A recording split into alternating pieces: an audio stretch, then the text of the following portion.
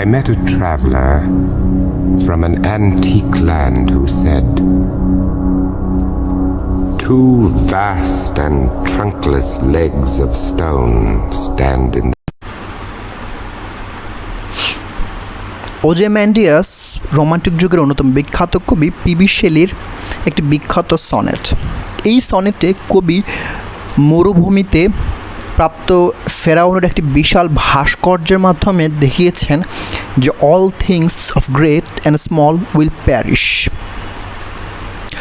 তো চলুন সনেটটি বাংলা অনুবাদের মাধ্যমে আলোচনা করা যাক।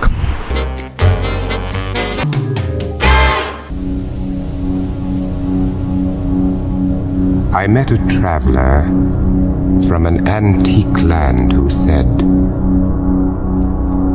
"Two vast and trunkless legs of stone stand in the desert.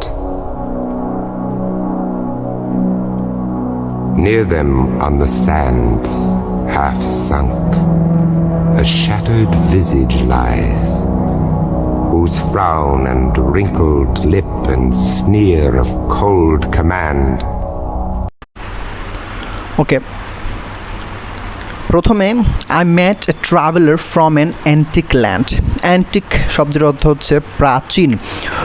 So আমি একটি প্রাচীন ভূমি থেকে আসা একজন ট্রাভেলার ভ্রমণকারীর সাথে আমার সাক্ষাৎ হয়। প্রাচীন ভূমি থেকে আসা এক ভ্রমণকারীর সাথে আমার সাক্ষাৎ হয়। হু সেড, যিনি বলেছিলেন, two vast and trunkless legs of stone. Two vast মানে হচ্ছে বিশাল, দুটা বিশাল, এবং ট্রাঙ্কলেস, ট্রাঙ্কলেস মানে কি বডি নাই, মানে হচ্ছে নাই এমন দুটা লেক, অর্থাৎ বিশাল বিশাল দুইটা লেগের সাথে, অর্থাৎ তিনি বলেছিলেন যে দুটো বিশাল এবং বিচ্ছিন্ন পা, কিসের পা? পাথরের। স্ট্যান্ড ইন দ্য ডেজার্ট, মরুভূমিতে দাঁড়িয়ে আছে। Near them on the sand, বালুর, অর্থাৎ মরুভূমির যে বালুর পাশে দাঁড়িয়ে আছে।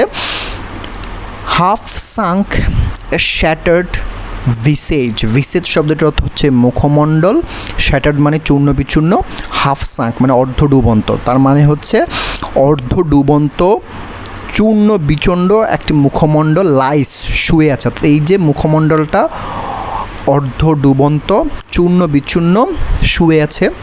হুজ ফ্রন, যার ভ্রুকুটি, যার ভ্রুকুটি, এবং অ্যান্ড রিঙ্কলড লিপ, ভাঁজ পড়া lip, and sneer of cold command, sneer শব্দটা হচ্ছে অবজ্ঞা, কোল্ড কমান্ড, এবং তার কোল শান্ত আদেশের অবজ্ঞাসূচক চাহনি। মানে হচ্ছে তাহলে কী হলো, যে অর্ধ ডুবন্ত এক চূর্ণ বিচণ্ড মুখমণ্ডল শুয়ে আছে, যার ভ্রুকুটি এবং ভাঁজ পড়া ঠোঁট ও শান্ত আদেশের অবজ্ঞাসূচক চাহনি। Tell that its sculptor well those passions red which yet survive. Stamped on these lifeless things, the hand that mocked them and the heart that fed. And on the pedestal these words appear: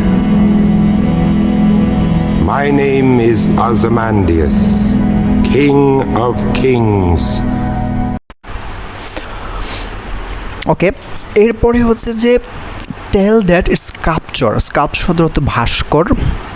well those passions read which yet survive stamped on those lifeless things, মানে এই যে ভাস্কর্য, lifeless things, এই lifeless থিংসের মধ্যে আমরা যে ভাস্কর, তার যে প্যাশন ছিল এটি বানানোর জন্য, সেটি এখনও আমরা পড়তে পারি, আমরা দেখতে পারি। তারপরে the hand that mocked them, mocked মানে তামাশা, and the heart that fed, fed মানে হচ্ছে হতাশ করা, তার মানে হচ্ছে যে হাত তাদের করেছিল তামাশা এবং যে হৃদয় হয়েছিল তীব্র হতাশ। অ্যান্ড অন দ্য প্যাডেস্টাল মানে হচ্ছে স্তম্ভের নিচে যে জায়গাটা, এই জায়গাটা pedestal, those words appear, my name is Ozymandias, king of king. অর্থাৎ এই স্তম্ভের নিচে এই লেখাগুলো আমরা পাই, সেটি হচ্ছে মাই নেম ইজ ওজাইমান্ডিয়াস, আমার নাম ওজাইমান্ডিয়াস, কিং অফ কিং, রাজাদের রাজা। Look on my works, ye mighty, and despair. Nothing beside remains. Round the decay of that colossal wreck, boundless and bare, the lone and level sands stretch far away. So এরপরে যেটা আসে যে look on my works ইয়ে মাইটি and despair, আমার কাজের দিকে তাকো, কর্মের দিকে তাকো, মাইটি হে পরাক্রমশালী, অ্যান্ড ডেসপায়ার এবং হতাশ হও। নাথিং বিসাইড রিমেইনস, কোনো কিছুই টিকে নেই, রাউন্ড দ্য ডিকে, বিশাল যে এখানে কোনো কিছুই কি টিকে নেই, বিশাল যে ধ্বংস, সব কিছু ধ্বংস হয়ে দিকে হয়ে যাচ্ছে, ক্ষয়প্রাপ্ত হয়ে যাচ্ছে। Of that colossal rack, colossal মানে বিশাল, র্যাক মানে ধ্বংস, সব ধ্বংসের চারপাশে কোনো কিছুই টিকে নেই।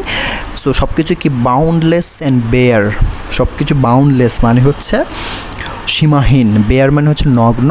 The loan and level sands, loan মানে হচ্ছে নিঃসঙ্গ এবং লেভেল স্যান্ডস মানে সমতল মরু, স্ট্রেচড ফার ওয়ে, টেনে নিয়ে গেছে অনেক দূরে। তো এই কবিতার যে মূল ভাবটা সেটা হচ্ছে পৃথিবীর যত বিখ্যাত, যত বড় গ্রেট থিংস হোক না কেন, সেটি একসময় ধ্বংসপ্রাপ্ত হয়, সেটি বিলীন হয়ে যায়। এটি এই কবিতার মূল ভাব। সো ধন্যবাদ সবাইকে ভিডিওটি শেষ পর্যন্ত দেখার জন্য। Please subscribe my channel.